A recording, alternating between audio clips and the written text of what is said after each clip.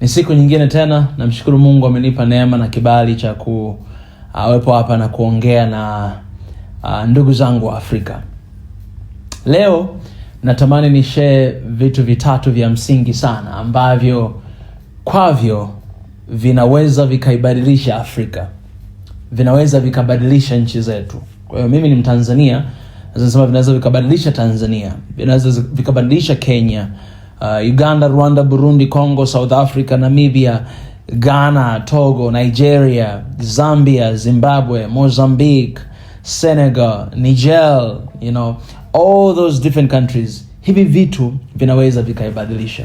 Nakumbuka Mwalimu Julius Kambarage Nyerere aliwahi kusema kwamba maadui watatu wa Afrika ni poverty au umasikini, ujinga, ignorance, na maradhi au diseases. Hawa ni enemies watatu wa Afrika, Mwalimu Julius Kambarage Nyerere aliwahi kusema.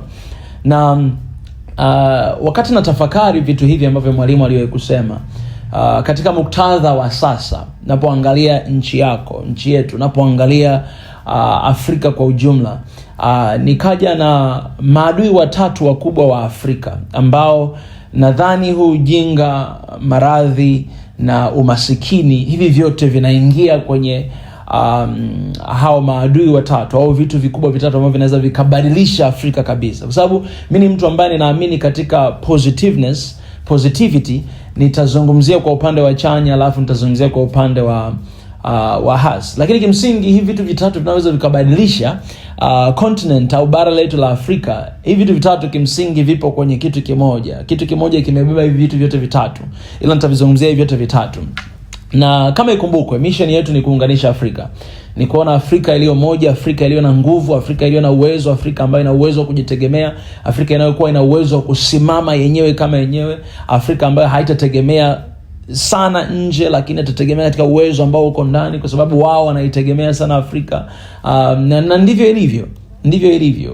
Unajua uongo mmoja mkubwa ambao Afrika wameamini ni kwamba Afrika inawahitaji sana wao ili tuweze kusurvive na kudevelop. Lakini kimsingi Afrika ina kila kitu tunachokihitaji ili iweze kudevelop. Lakini kwa nini hatuko mahali pale ambapo tunatakiwa kuwa kama nchi, kama bara? Kwa nini hatuko pale? Kwa hiyo tunapopigania umoja wa Afrika, tunapigania ukombozi wa kifikra wa Afrika, ili kwamba mwisho siku tuje kujua na kutambua kwamba sisi wa Afrika ni wamoja, na tukiunganisha mikono yetu, tukiunganisha rasilimali zetu, tukifungua mipaka ili tuweze kufanya biashara kwa uhuru sana, basi mabadiliko makubwa sana yanaweza katokea Afrika. Na badala ya kuwatafuta marafiki ambao wako nje, ambao kimsingi sio marafiki, tukashikana sisi wenyewe kama familia na kusaidiana kuendelea mbele. Kama yupo nje ambaye atakuja, atatamani kuungana nasi, atatamani kufanya partnership na sisi, unakaribishwa. Lakini sio zile partnership ambazo sisi tunaumia alafu wewe unafurahi. Ni vitu ambavyo sisi hatuvikubali na tuvisimamii. Kwa hiyo vitu vitatu vikubwa ambavyo vinaweza vikaibadilisha Afrika ndani ya second. Kwa sasa nchi yote inayotokea unaweza ukajishikilia mwenyewe ukasema nchi yangu, hivi vitu vinaweza vikabadilisha nchi yangu. Lakini pia katika maisha yako binafsi, kama wewe ni kiongozi, kama wewe ni mfanyabiashara, kama wewe ni mdogo, mkubwa, wakati yoyote yule, hivi vitu unaweza ukavi-apply kwenye maisha yako na vikabadilisha. Na haya mambo nimeyazungumza miaka mingi sana kupitia main channel yetu ya Swahili Nation. Kama hujisubscribe unaweza kusubscribe. Nimezungumza mara nyingi sana kwa Kiingereza, lakini sasa ni wakati wa kuzungumza kwa Kiswahili kwa ajili ya watu wetu ambao hawawezi kusikia Kiingereza. Jambo la kwanza kubwa ni mindset.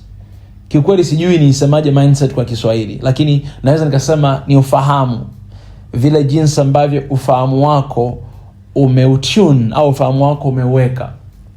Hichi ni kitu cha kwanza ambacho Afrika imestruggle kwa muda mwingi sana. Wako watu ambao wanaamini kwamba ukoloni uliletwa na watu wa kulaumiwa ni wazungu walioleta ukoloni barani Afrika. Lakini si kweli. Leo nitakushangaza kidogo. Watu wa kulaumiwa kwa sababu ya ukoloni si wazungu, lakini ni Waafrika. Kwa sababu wazungu hata sasa hivi wapo wanakuja. Lakini je, wewe kama Mwafrika umekaa kwenye position gani? Umekaa kwenye position ya kujiona kwamba wewe uko chini sana kwa sababu una rangi nyeusi kuliko wao, kwamba wao inabidi wachukue kila kitu ulichonacho, na wewe uangalie kama wao ni misaada yako, uangalie kama wao ni kimsingi kama chuma ulete upokee kutoka kwao? Je, unawaonaje? Unajionaje wewe? Mindset ni basically ule ufahamu wa kujiona wewe. Unajitazamaje? Unajiangaliaje? Unajifahamuje? Unajijuaje? Unawazeje kuhusu kesho yako? Sasa mtu mmoja ambaye namfuatilia sana, Myles Munroe, aliwahi kuzungumza maswali makubwa 5 ambayo nitakuja wakati mwingine kuyazungumza pia. Anasema ukitaka kujitambua wewe ni nani na una uwezo wa kufanya nini, lazima uyajibu haya maswali 5 ili uweze kuendelea. La kwanza, who are you? Kwamba wewe ni nani? Wewe ni nani ni swali kuhusu identity yako, ni swali kuhusu asili yako. Wewe ni nani? La pili ni where are you from? Yani unatoka wapi? Unatokea wapi? Asili yako ni nini? Sasa hii ni kuhusu your source. Source ni chanzo, yani chanzo chako ni wapi? Unatokea wapi? Je, unafahamu historia yako?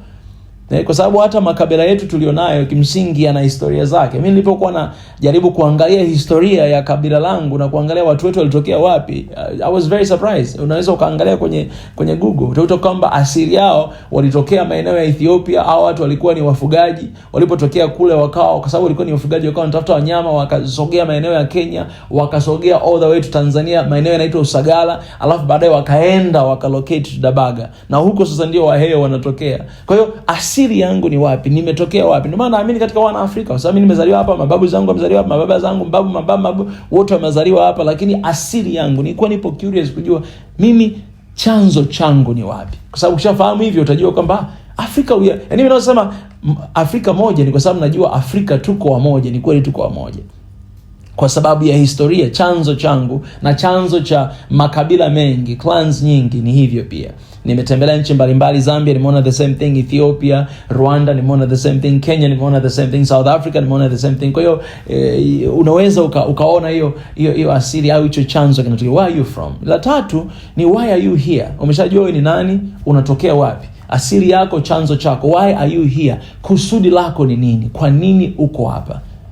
Umeshajijua wewe ni nani, umeshajua unatokea wapi. Sasa kusudi lako liko wapi? Na video iliyopita nimezungumza kuhusu kusudi la Tanzania. Kusudi la Tanzania ni nini? Kusudi ambalo Mungu ameliwekea juu ya Tanzania ni nini? Nikazungumza kwamba kusudi lake ni kwamba Tanzania iwe ni sehemu ya makimbilio. Ukiangalia historical background, Tanzania ilikuwa sehemu ya makimbilio. Hata sasa hivi Tanzania ni sehemu ya makimbilio. Lakini kwa sasa tunaishi hilo kusudi kweli? Tanzania ni sehemu ya makimbilio au Tanzania ni mahali ambapo watu wanakimbia?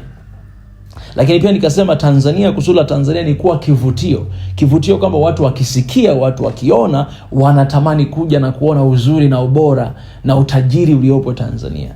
Hilo ndio kusudi la Mungu. Sasa kusudi lako wewe kama Mtanzania, kusudi lako wewe kama Mwafrika ni lipi kuwepo hapo uliopo? Ukijibu hilo swali umemaliza.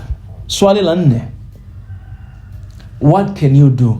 Yani unaweza ukafanya nini? Baada ya kujua kusudi lako, sasa potential yako ni nini? Unaweza ukafanya nini? Ukishafahamu kusudi lako, maana yake kinachofuata ni wewe kutimiza kusudi lako. Ni wewe unaweza ukafanya nini? Yani haya maswali yote yanaendana. Usipojua wewe ni nani, ni vigumu sana kujua unatokea wapi. Ni vigumu sana kujua kwa nini uko hapa. Ni vigumu sana kujua unaweza ukafanya nini. Na swali la mwisho ni where are you going? Yani unaelekea wapi? Unaenda wapi? Kama what can you do, kama unaweza ukafanya kitu, maana yake kuna mahali unaelekea. Sasa hapa ndio unakuja kwenye maono kwamba Tanzania au Afrika lazima tuwe na maono ya miaka 1000 baadaye, maono ya miaka 2000 baadaye. Unachokiona kinatokea China sio kwa sababu China iliandika maono ya miaka 50. Miaka kama 2-3 iliyopita nilienda Dubai na nikaona vision ya Dubai katika miaka 100 inayokuja. Miaka 1000 inayokuja, vision ipo kwenye screen kabisa. Unaweza ukaingia kwenye ile museum ya Dubai ukaona vision, wana vision Dubai ya miaka 50, miaka 100 mbele itakuwaje. Hivi vinavyotokea leo Dubai ni vitu ambavyo walivision miaka 50, miaka 100 iliyopita. Sasa sisi kama Afrika, vision yetu ya Afrika ni ipi? Tunaenda wapi miaka 1000 baadaye? Sasa hivi tuna Gen Z, inakuja Gen Alpha, zinazokuja sisi zitakuwa ni nini? Hivi vizazi vinavyokuja tutafika wapi? Teknolojia inayoendelea, tutakuwa katika hali hii tuliyokuwa nayo? Mipango yetu ni ipi? Au tunaishi leo kama leo ni siku ya mwisho na hatuweki misingi ya vizazi vya baadaye, watoto wetu na watoto wetu na watoto na wajukuu wetu wanaokuja? Haya maswali 5 ukiyajibu una uwezo wa kuona kwamba mindset, ufahamu wako vile jinsi ilivyo. Lakini watu wengi wetu wa Afrika tunashindwa kujibu haya maswali na hatuyaelewi. Biblia inasema kwamba watu wangu wanaangamizwa kwa kukosa maarifa. Maana yake ni kwamba kukosa maarifa kuna kusababisha wewe uangamizwe. Yaani ukosefu wa maarifa ni kifo chako wewe. Ndio basically jinsi ilivyo. Maana yake ukipata maarifa, ukipata ufahamu, maana yake ukiishibisha fikra yako na ufahamu wako, maana yake ni kwamba ni mwanzo wa ukombozi. Sasa Afrika ilitawaliwa si kwa sababu wazungu, si kwa sababu ya wazungu wa kulaumiwa, kwa sababu wapo wa Afrika ambao waliwaruhusu wa watu waje, wakachukua vitu vyetu, wakatutawala, wakatupiga, wakafanya hivyo walivyofanya. Kuna mtu alifungua mlango wa hicho kitu kuja. Sasa nani wa kulaumiwa? Alaumiwa yule aliyekuja kutafuta opportunity, kutafuta fursa, na akamwona mtu akafungulia mlango, akampa hizo fursa na bila kujali, na hatimaye huyo mtu akamtawala na kuua watu wake na kuwapeleka kwa miaka mingi sana ya utumwa. Mpaka leo tuna African descendants, watu wetu Africans diaspora wako huko kwenye nchi za ugaibuni, walichukuliwa miaka mingi iliyopita. Mababu zetu waliwauza wengine wakaenda huko. Kwa nini? Kwa sababu ya fedha, kwa sababu ya paper money, kwa sababu ya coins. Sasa utamlaumu nani? Umlaumu huyo au umlaumu huyu aliyeruhusu hicho kitokee kwake? Sasa huyu aliyeruhusu kitokee kwake, huu uharibifu uliotokea kwake, huyo ndio wa kulaumiwa. Huyo ndio wa kulaumiwa. Kwamba kwa nini uliruhusu? Kwa nini uliruhusu? Ulikuwa una uwezo wa kuziba hilo pengo, ulikuwa una uwezo wa kuziba hiyo nafasi. Sasa ukiuliza kwa nini uliruhusu, nimemwambia kwenye episode iliyopita, lazima tu watu wakuuliza kwa nini. Utakuja kujua ni mindset, ni ufahamu. Leo hii kuna siku moja niko mahali fulani, nita reserve jina. Niko mahali fulani napata zangu kahawa. Nimeingia pale, nipoingia geti mlangoni, pale utaratibu wao wanakufungulia mlango, afu wanakuonyesha kiti, wanakuletea menu. Hamna mtu alifungua mlango. Nikaingia, hamna shida. Nikaingia nikatafuta kiti nikakaa, hamna mtu alinionyesha mahali pa kukaa, nikaingia nikakaa. Alafu hamna mtu ambaye alileta menu. Nimekaa pale kwa zaidi ya dakika 30. Hamna mtu analeta menu, hamna mtu anakuja kuniuliza nini unataka kula. Sasa unaweza kusema hii ni bongo, hii sio Korea kama ulivyoishi, naelewa, lakini hapa mahali sio mara ya kwanza kwenda. Nimekaa kidogo, baada ya muda kidogo kuna mzungu anaingia. Mzungu amefika tu mlangoni tayari kuna mtu amekimbia huko kama amemwona Mungu. Kaenda kafungua mlango, karibu sana, you're welcome, here is the seat please. Ametafuta seat nzuri, akampelekea na menu. Here's what should we help you? Sio, unanielewa? Nimekaa pale naangalia, alafu nikamuita yule mtu nikasema, "Oya, kwa nini mimi hujanifanyia kama ulivyomfanyia yule mzungu? Au kwa sababu mimi ni Mwafrika mwenzako, mimi huwa nashindwa kunyamaza. Yaani nitakwambia ukweli. Yaani unanifanyia mimi kwa sababu mimi ni mweusi." Sema asi ya kuona. Nikasema toka ninaingia na kuona unanitazama, lakini umeshindwa kufanya service yako ambayo unatakiwa kufanya. Hilo umemfanyia hivyo mzungu. Kwa nini? Kwa sababu mimi ni mweusi? Au unaona sina fedha, siwezi kukupa tips? Sasa ukiangalia vitu kama hivyo, I did not take it personal, lakini mimi nilikuwa na fight na ile mindset. Kuangalia mindset yake, ndani yake anachofikiria kwamba akimwona mzungu anaona fedha. Huku wengi wao ambao wanakuja huku wamechoka sana, hawana chochote. Wanakuja huku kutafuta huku fedha, ndio nyinyi mnaona wako wana hali nzuri sana, kimsingi wamechoka. Lakini hiyo mindset, naweza kuona kama mimi siwezi kumfanyia hivyo Mwafrika mwenzangu. Wewe nimfanyie, nimvutie kiti, nifanye ile mzungu tafanya. You never know what can happen. Maybe ni mindset, inferiority complex. Tunafikiria kwamba kwa sababu huyu ni mweusi yuko chini na huyu mzungu yuko juu. Hapana. Sisi wote tuna nafasi yetu. Sasa hii ni mindset. Kwa hiyo ukoloni, lawama zote ni kwa Mwafrika.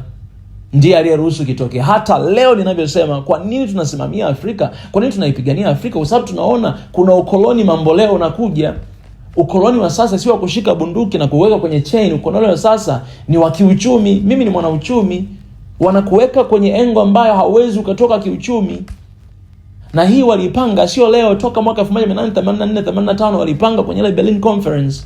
Walijua kwamba ukoloni wa mtutu wa bunduki na minyororo utafika hatua utakwama. Hawa Afrika watajikomboa kifikra. Ndio wazee wetu akina baba Julius Kambarage Nyerere, wazee wetu akina Kwame Nkrumah, Haile Selassie, wazee wetu akina Kenneth Kaunda, watafika mahali watafunguka akili, watapigania uhuru wao. Sasa wakipigania uhuru wao na wakipata uhuru, je, sisi tutasurvive? Kwa sababu tunawategemea hao ili tusurvive. Ile continent ni tajiri. Kwa hiyo wakaweka mfumo ambao hata baada ya kupokea uhuru bado utahitaji msaada wao. Ndio leo tunaona mambo ya mikopo, ambayo nchi nyingi za Afrika zipo kwenye shida kwa hayo. Hawawezi kumove, hawawezi kufanya chochote kile kitu kinyume na matakwa yao, kwa sababu Thomas Sankara alisema whoever feeds you controls you, kwamba yoyote anayekulisha anakuongoza. Kama wewe unapokea hela yangu mimi ndio nayekupa. Chochote ninachotaka mimi wewe kufanya utafanya ili upate hela yangu. Usipofanya upate hela yangu. Usipopata hela yangu hauwezi kuendelea mbele. Kwa nini? Kwa sababu umekuwa unanitegemea miaka yote. Bajeti nyingi za nchi za Afrika, nimetembea nchi nyingi ninavyokuambia, zinategemea sana misaada ya nje. Kwa siku misaada ikikata unaishije? Okay. Chukua mfano Russia kama ingetegemea sana nje, leo ile nchi isingekuwepo, ingekuwa bankrupt. Kwa sababu imepata sanctions za kila namna, vikwazo vya kila namna, hawezi kufanya chochote. Lakini ina uwezo cooperate kwa sababu tayari walikwisha kujua na walikwisha tengeneza mifumo ambayo hata kama hao watu hawapo, bado sisi tutakuwa na uwezo wa kusurvive. We don't need them to survive. Sasa hii ni mindset. Afrika inaweza ikabadilika leo kama tukipata watu wa Afrika wenye mindset, fikra za kubadilisha mifumo, fikra za kutengeneza mifumo ambayo ita last for generation, kwa vizazi na vizazi vijavyo, maono ambayo yana uwezo wa kubadilisha bara letu la Afrika. Lakini mtazamo ambao kwamba sisi tuna uwezo huo. Sisi ni matajiri, ardhi yetu ni tajiri, ina uwezo mkubwa, tuna uwezo kufanya chochote as long as Mungu yuko pamoja na sisi. Hakuna kitu tunaweza kushindwa. Mimi ndivyo ninavyoamini. Hamna kitu tunaweza kushindwa. Hamna, mimi naweza kujenga nyumba angani. Hamna, nikiamua tunaweza nikafanya hivyo. Hamna kinachoshindikana chini ya jua as long as Mungu yuko hai. Tuna uwezo kufanya chochote. Hiyo ni mindset ya Mwafrika. Lazima tuwe na mindset ya namna hiyo. Lazima tuwe na mindset kwamba sisi hatuwahitaji wengine to survive. Tuna uwezo wa kusimamia rasilimali zetu vizuri na tukaendelea mbele. Kiongozi mmoja wa Afrika aliwahi kusema kwamba tatizo kubwa la Afrika ni mismanagement and misuse of resources. Mismanagement of public funds and misuse of resources. Kwamba tatizo kubwa la Afrika ni kutumia vizuri rasilimali ambazo Mungu ametupea, lakini pia overspend, yani kutumia gharama kubwa zaidi kwa kitu ambacho hauwezi kutumia gharama kubwa. Kama budget ni shilingi 10,000 na hiyo ndio nchi zetu za Afrika zimeonyesha kama budget ni shilingi 10,000, maana yake hiyo budget inaweza ikawa ni shilingi 2,000 ila imeandikwa 10,000. Kwa hiyo ni sababu mojawapo ambayo kwa nini Afrika hatuendelei. Siku zote tunaona tuko deficit, tuko nyuma muda, ni mindset. Sasa kama vijana, kama wa Afrika, kama wa Tanzania, tutaamka leo na kuanza kushibisha akili zetu kutokana na yale maswali 5 niliyokuuliza, kuanza kuongeza ufahamu katika fahamu zetu, na hakika naamini Afrika it shall never be the same. Afrika haitakuwa vile ilivyo.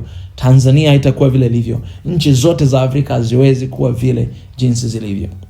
Jambo la pili kubwa ambalo linaweza likaibadilisha kabisa Afrika in a second like that ni uongozi, leadership. So Afrika toka wakati wa ukombozi na tukapata uhuru, kile kizazi cha kwanza kilipoenda, Afrika imekuwa kwenye mshike mkubwa sana ya uongozi. Na inazungumzia continent nzima kwa ujumla. Mimi mission yangu ni kuunganisha Afrika. Naona changamoto zinazotokea Afrika. Kuna kitabu kimoja nimekuwa nakisoma nadhani kipo hapa.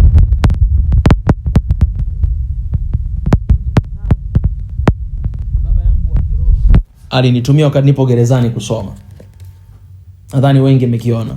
John C. Maxwell anasema developing the leader within you. Kuna kauli moja huyu John anazungumza, anasema everything falls under leadership. Everything falls and rise under leadership. This book nimesoma, nimekimaliza, ilikuwa ndani ya siku 3. Kuna gerezani unaweza ukasoma kitu haraka ukimaliza. Everything falls and rise under leadership. Yaani kwamba kila kitu kinaweza kushindwa au kinaweza kuendelea kwa sababu ya uongozi. Sasa mindset tumeshashughulika nayo. Sasa hivi ni uongozi, kwa sababu hata ukiwa una mindset nzuri kiasi gani, Lakini kama hauna kiongozi ambaye anaweza akasimamia na kumanage hizo mindset, then matokeo hayataonekana. Sasa tatizo sio tu mindset, lakini pia na uongozi. Sasa uongozi unaweza kuwa kuanzia the level ya chini kabisa, yani level ya wewe binafsi. Unajua kila mtu ni kiongozi. Wewe ni kiongozi wa maisha yako. Asubuhi unapoamka unawaza nivae shati nyeupe au nyeusi. Ile kuamua, nguvu ya uamuzi ni nguvu ya uongozi. Wewe una uwezo wa uongozi. Nile nini? Nile chips mayai, nile ugali, nile tambi, nile wali. Utakachochagua, ile nguvu ya uchaguzi ni uwezo wa uongozi. Kwamba wewe mwenyewe unaongoza maisha yako. Haya, una familia, una mke, una watoto, unaongoza. Haya, una kampuni, unaongoza. Haya, upo sio kwenye umeajiriwa, lakini wapo watu chini yako, unaongoza. Haya, wewe ni kiongozi wa nchi, unaongoza. Wewe ni kiongozi wa nini? Kwa hiyo kila mtu ni kiongozi katika eneo lake. Sasa na usema uongozi, mara nyingi tunafikiria tu uongozi wa juu, lakini ni uongozi wote kuanzia chini mpaka juu. Kwa sababu hata kama uongozi wa juu ukiwa mzuri kiasi gani, kama chini huku hakuna misingi mizuri ya sisi kama wanadamu kujiongoza, mabadiliko hayawezi kutokea. Haiwezi kutokea. Sababu hii ni connectivity, ni connection. Sasa tunaanza kuanzia level ya chini kabisa ya familia, tunaenda mpaka level ya nchi. Sasa uongozi ukijibu yale maswali matano, uongozi ukiwa unajua ramani ya Afrika ni wapi tunaenda. Kwa nimeangalia, nafuatilia sana African Union. Walikuwa mpango wao ku silence gani? Ilikuwa inabidi itokee mwaka 2022. Lakini mpaka leo bunduki, watu bado wanauawa kwa bunduki Afrika. Haja kutokea.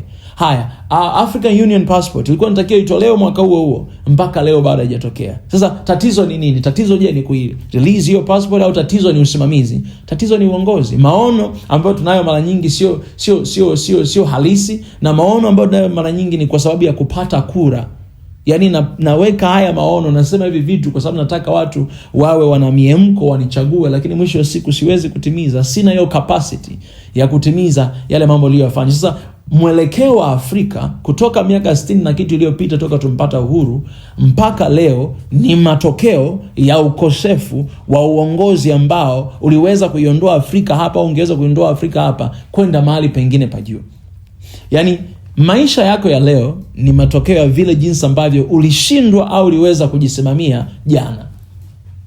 Kwa hiyo Afrika ilipo leo sasa ni matokeo ya hao viongozi ambao nimesema kuanzia chini mpaka juu walishindwa kuisimamia Afrika vizuri mpaka kufika hapa ilipofika. Sasa wengi naweza kusema hata hapa tumejitahidi nini, lakini ukiangalia nchi ambazo tulianza nao pamoja, chukua mfano nchi ya South Korea ambako nimeishi. Nchi ya South Korea zaidi ya miaka 60 iliyopita tulikuwa na uchumi sawa. Na mimi nilienda Korea kwa sababu hiyo, tulikuwa na uchumi sawa. Lakini sasa hivi Korea huwezi ukafananisha na nchi nyingi za Afrika. Kuna nchi nyingine za Afrika zilikuwa tajiri kuliko nchi za nje wakati huo miaka 60 iliyopita. Nigeria ilikuwa na uchumi mkubwa sana kuliko nchi nyingi za Asia. Leo angalia zenyewe ziko wapi? Leo ukiangalia South Korea unakuta kuna Samsung, kuna LG, kuna Hyundai, kuna Kia, kuna Datsun. Hizi zote ni kampuni kubwa ambazo zinafanya mambo makubwa. Wana the best internet in the world. Internet bora kabisa ambayo ukiweka hivi ni seconds kitu kimeingia.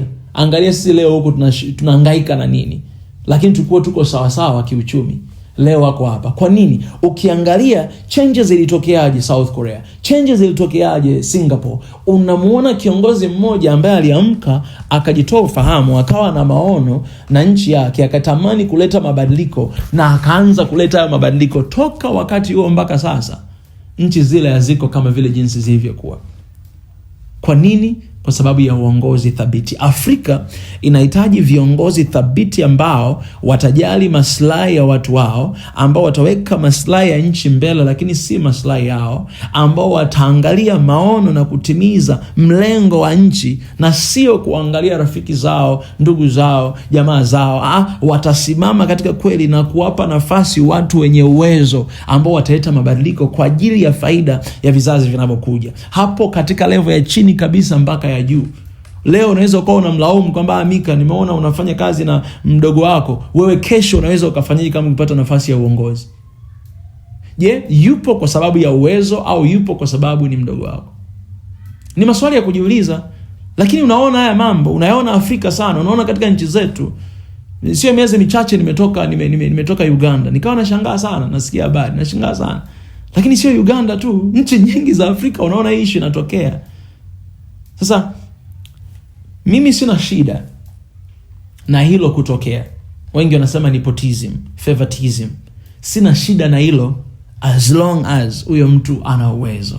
Na kama ana uwezo tutaona matokeo. Lakini kama matokeo hayaonekani, then inakuwa nepotism na favoritism. Kwa sababu hata mimi kama ni kiongozi, nitamweka mtu ninayemwamini, nitamweka mtu ambaye najua atafanya kazi vizuri. Kwa hiyo haijalishi kama ni ndugu yangu, kama ni sio, ila kama ninamwamini na najua matokeo yatatoka, nitamweka huyo. Na hapo ndipo tunapobadilisha. Na natamani wa Afrika tujue hii. Yaani tujue kwamba la msingi Afrika tunachohitaji ni matokeo. Tunahitaji ni maendeleo, ni mabadiliko. Kwa uongozi ukisimama, Afrika inasimama. Mentor wangu mmoja P.L. Lumumba aliwahi kusema, siku Nigeria itaamka, Afrika haitakuwa the same again. Kwa nini? Kwa sababu Nigeria ni giant of Africa. Uchumi wake ni mkubwa kuliko nchi nyingine zote za Afrika. Ina mafuta mengi, na uwezo mwingi. Na wa Nigeria wanafanya vizuri sana nje ya nchi yao, lakini hawafanyi vizuri hapa kwenye continent yetu ya Afrika. Kwa nini? Kwa sababu ya uongozi. Muulize Nigeria yote, atakwambia uongozi ni shida. Everything falls and rise under the leadership. Kwa wewe kama kiongozi, ambapo kila mmoja wetu ni viongozi, je, unapenda uongozi kwa sababu ya hiyo title? Uongozi sio title. Uongozi ni majukumu. Leadership is not about the title. It's about the responsibility. That is leadership. Huo ndio uongozi. Na uongozi, Yesu aliwahi kusema maneno mazuri sana. Alisema sijaja hapa ili nitumikiwe, ila nimekuja ili nitumike. Uongozi, it is all about serving people. Uongozi ni kuwatumikia watu, sio wao kutumikia. Ndio maana nakupa ridhaa ili watumikie wao. Na hata kama wewe umejipa ridhaa sasa kuongozi wa chini hadi juu, uongozi ni wewe kutumika, kuangalia nini kinahitajika na kutumika. Uongozi ni utumwa. Leo nitatoa ile definition ya uongozi. Uongozi ni utumwa. Hiyo sijaisoma popote, hiyo imekuja akilini. Uongozi ni utumwa. Kwa nini? Kwa sababu unawatumikia watu, unawatumikia mahitaji yao, unawasikiliza unahitaji nini, nikufanyie nini, nikufanyie, alafu unawatumikia, unahakikisha hivyo. Kama maji hapo inabidi uwape maji, umeme hapo inabidi uwape umeme, internet hapo inabidi uwape internet. Uongozi ni kutumika, uongozi ni utumwa. Lakini uongozi mwingi wa Afrika ni prestige. Yaani kwamba unapenda kuitwa kwa title, His Excellence, Your Excellence, Your Honor. No, unajua kwa nini hao watu wanaitwa Your Excellence au His Excellence au Your Honor? Kwa sababu kuna honoring things wanafanya. Kuna excellence katika vitu wanavyofanya. Ila kama hakuna excellence katika vitu wanavyofanya, huwezi ukaitwa Your Excellence. Umepoteza hiyo haki ya kuitwa Your Excellence. Kama hakuna ukuu na utukufu unaoonyesha katika kile unachofanya, hauwezi ukaitwa Your Honor. Hamna chochote kizuri unakifanya kwa nini uitwe Your Honor? Utaitwa tu kwa jina lako, Mika Chavala. Hapo umesha. Kwa hiyo uongozi, kwa leo niishia hapa. Nitaongea zaidi kwenye episode inayofuata kuhusu uongozi. Hiyo ni sehemu ya mapendo yangu makubwa sana. Na tatu, kitu ambacho kinaweza kubadilisha sana Afrika. Leo nakupa tu summary alafu nitaingia deep baadaye kwa point moja baada nyingine. Cha tatu ni watu ambao wana mawazo sahihi na Afrika. Sasa hiyo unaweza yani watu ambao wanaiwazia mema Afrika. Yani sasa hapa wapo weusi, hata weupe pia wapo. Mimi nimeenda nchi mbalimbali, nimekutana na watu, mpaka sasa hivi kuna watu nafanya nao kazi ambao najua mioyo yao, wako hapa, najua mioyo yao kwamba wanaipenda Afrika kuliko watu wa Afrika wengine, wanaitakia mema. Najua kwa sababu inabidi tufike hatua, sio kwamba ukiona tu rangi unajua kwamba hii rangi hapana, huyu anataka kufanya. No, wako watu genuine, just kama mimi vile nilivyo genuine au kama walivyo genuine. Wako watu genuine, hawajali kuhusu money, hawajali kuhusu violate au kuchukua chochote kwako. No, wapo tu kwa ajili ya kutaka bora yako kesho. Wapo hao watu. Wapo. Naamini hao watu wazuri bado wapo. Ni wachache, ni kweli, ni ngumu kuwapata, lakini wapo. Wewe ukiwa mmoja wapo mzuri wa namna hiyo, utawaattract wengine kama wewe, watakuja pembezoni mwako. Sasa hawa watu ni watu ambao hawachukui advantage kwa ajili ya Afrika. Watu ambao wako kwenye nafasi kama ni viongozi, au watu ambao hawapo. Unajua Afrika wanasema, kuna msemo mmoja anasema, kama kuna Mwafrika mmoja ameenda juu na wengine wapo chini, hawa chini wako radhi wamvute huyu mtu ashuke chini awe nao, lakini wasimsaidie mmoja wao wa chini kule aende juu. Ni mindset ya ajabu kabisa. Yaani wewe uko chini, mwingine yuko juu, badala ya wewe utafute njia ya kupanda juu pia usaidiwe na yule akusaidia, lakini wewe unamvuta yule chini ili wote muwe chini. Sasa ni mambo ya ajabu sana. Afrika ndio mahali ambapo unafika unatafuta kuna bilionea mmoja kwenye nchi nzima. Yaani bilionea mmoja kwenye nchi nzima. alafu kuna milioni 50, 60 watu wanaishi katika hali ya umaskini, hawana hata buku ya kuishi kwa siku. Afrika, nimetembea hizo nchi na nimeona, nimetembea hapa Afrika, nchi mbalimbali, nchi yangu hapa, nimetembea nchi nyingine za Afrika, nimeona Afrika. Sasa fahari iko wapi? Wewe kuwa na a lot of billions, alafu kuna Waafrika wengi wanashindwa hata kula chakula kwa siku moja. Nao ni wa kawaida kabisa. Hao ni watu wa kawaida kabisa. Sasa wako watu wenye mioyo bora, wako watu wenye maono bora, wako watu wenye mawazo bora, wanatamani kuendeleza, wanatamani ku bring about solution, kutoa utatuzi katika shida zinazotokea. Kwa sababu lazima ujiulize kwa nini uko hapa, maswali 5 niliyosema. Ukijua hivyo, maana yake utaanza kutafuta fursa, utaanza kutafuta matatizo. Je, mimi ninawezaje kubadilisha, kugeuza haya matatizo, badala kuwa matatizo ikawa ni something better? Hicho ni kitu cha kufanya, hicho ni kitu cha kukizingatia. Na lazima tufikie kwenye hiyo hatua ya kufanya hivyo. Sasa haya mambo ya matatu niliyoeleza kwa kifupi sana, pia haya yanaweza yakawa the enemies of Africa. Adui wa Afrika ni nani? Adui wa Afrika sio mzungu. Adui wa Afrika wa kwanza ni mindset. Mindset inamgusa kila mmoja wetu. Mindset. Wa pili ni uongozi. Uongozi ambao haupo kwa ajili ya watu, uongozi ambao haupo kupigania haki na maendeleo ya watu. Cha tatu ni wale watu ambao they're looking forward ku take advantage of Africa, katika mali zao, katika utajiri wao, katika vitu vyao. Sasa hawa wanaweza wakawa weusi kama sisi, kama mimi na wewe, wanaweza kawa pia ni weupe. Hapa ndio kategori yote. Kwa hiyo wale ambao wanaanza adui wakubwa wa Afrika ni wazungu. Wazungu wapo kwenye kategori ya 3 tena mwishoni. Lakini hivi vitu vyote vya mwanzo sisi ndio tunaohusika. Kwa hiyo hivi vitu vinaweza vikawa ni solution ya ukombozi wa Afrika, lakini pia inaweza ikawa ni downfall.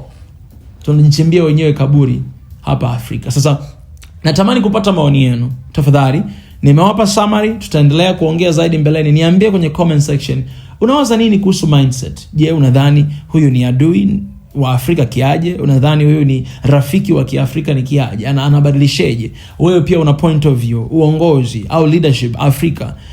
Unaona zamani watu famous, watu mashuhuri walikuwa ni viongozi, wakina MLK, Malcolm X, unaona wakina Che Guevara, alright, wakina Nyerere, wakina Kwame Nkrumah, alright, au ndio walijulikana kama wakina Abraham Lincoln, walijulikana kama ni watu mashuhuri hapo zamani. Ila miaka hii ya sasa, toka millennium, miaka 2000 kuja juu, miaka 90 kitu kuja juu, viongozi sio watu mashuhuri tena, ila watu mashuhuri wamebadilika kuwa video vixen, kuwa wasanii, kuwa comedians. Sisemi hivi kwa kudharau hizo nafasi zao watu, hapana, ila nasema unaweza ukaona jinsi graph ilivyoshuka. Sisemi kwamba hawa wataki kuwa watu mashuhuri. Ndio, watu mashuhuri kwa kazi zao, wanafanya kwa juhudi, wanapitia juhudi zao na mnaona matokeo, na tunafurahi kwa sababu sio wakati wote utasikiza hizo. Wewe unatamani kusikia comedy ufurahi, utasikiza ufurahi. Kwa wana sehemu yao. Lakini tumepoteza mwelekeo. Yaani badala ya sisi wote sasa kuwa ni watu mashuhuri, lakini tunabadilishana. Sasa inakuwa ni entertainment takeover, alafu mambo ya msingi na mambo ambayo ndio yanaamua future yetu yanakuwa yanashuka chini. Kwa nini vyote visiwe sambamba? Kwa nini vyote visiende juu? Kwa nini vyote visikue? Ndio swali langu hili. Yaani sio kutake over, no. Kwa nini? Unaona mindset ya watu imesha shift, mbadilika, imekosa matumaini kwenye hichi kitu, imeturudisha matumaini kwenye ni bora tu entertainment. Na kwa nini entertainment take over Africa? Kwa sababu watu wana shida nyingi, watu wana stress nyingi, watu wana hali mbaya, watu wako depressed. Kwa hiyo the only way wao kufurahi ni kupata entertainment, forget. Kwa nini namba kubwa za Afrika? Tanzania, nilikuwa naangalia list, ni nchi ya pili kwa walevi duniani. Yaani kuwa na baa nyingi Afrika. Ya kwanza ilikuwa ni Uganda. Sasa hivi sijui inaweza kama imetake over. Kila mara unaenda baa. Kwa nini watu wanakunywa sana? Watu wanalewa sana. Watu wanapenda sana entertainment kwa sababu shida ni nyingi. Matatizo ni mengi Afrika. Kwa hiyo watu ni bora wajizibe ufahamu, ila kesho akiamka yako pale pale, hana kinachobadilika. Sasa leo ni kuchallenge. Kwa maana entertainment ina sehemu yake, lakini yatupasa tubadilishe Afrika. Yatupasa tubadilike. Na tuanze kuitazama Afrika katika mlengo ambao tunafikiria vizazi vyetu vya baadaye. Watoto wangu wataishi kwenye Afrika gani? Je, hii ni Afrika ambayo nataka watoto wangu waishi? Au natamani kitu fulani kibadilike? Sasa kile unachokiona, anza wewe kubadilika kwanza. Change first so that you can change Africa. Change for change. Tulishawahi kuwa na hiyo sela Swahili Nation, change for change. Yaani badilika ili ubadilishe. Una uwezo wa kubadilisha kama wewe ukibadilika. Nitafurahi sana kusoma maoni yenu kwenye comment section na maswali na comments zenu. Karibu sana. Nitakuwa na mpaka wakati ujao. Swahili Nation Network. I'll see you there.